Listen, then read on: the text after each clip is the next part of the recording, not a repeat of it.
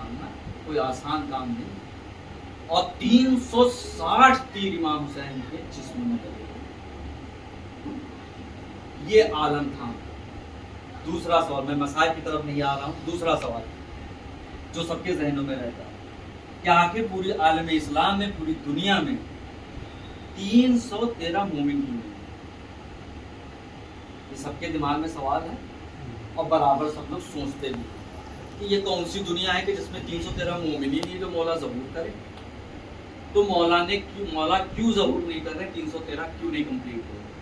इसका जवाब बहुत बेहतरीन नजफ़ अशरफ के कुछ आलिम दीनों ने आज से करीब 50-60 साल पहले ये बाकायदा प्रैक्टिकल किया कि आखिर ये 313 मोमिन क्यों नहीं है। उसमें सवाल उठा उनकी मजलिस में कि इतने उलमा हैं, सब हैं, लेकिन 313 पूरी दुनिया में मोमिन नहीं है जो इमाम ज़बूर कर सके। तो उन्होंने आपस में एक अपनी मजलिस तैयार की जिसमें 15-20 आलिम दीनों को इकट्ठा किया। उसमें उन्होंने आपस में मशवरा किया कि इसका हल क्या होगा।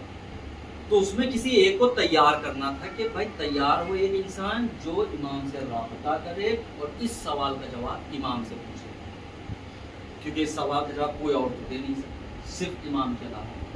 तो सब इकट्ठा हुए, उसमें 2-4 दिन लग गए उनको फैसला करते गए। आखिर में एक आलिम दीन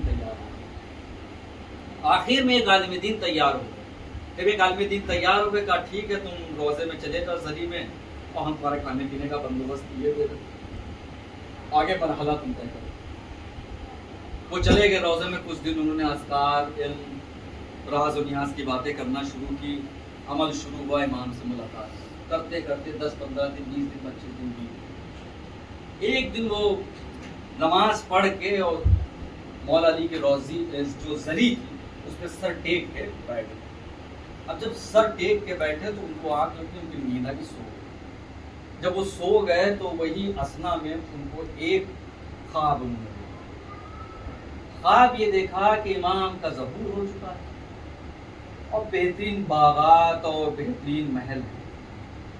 तो वो चलते चले गए, घूमते टहलते, उनको खबर मिली कि शायद इमाम का ज़हूर हो गया। उसी ख्वाब में उनको खबर मिली कि इमाम का ज़हूर हो गया। तो जब इमाम का ज़हूर हो गया तो चलो इमाम से ही मुलाकात। वो जा ही रहे थे कि रास्ते में एक बादशाह का महल पड़ गया।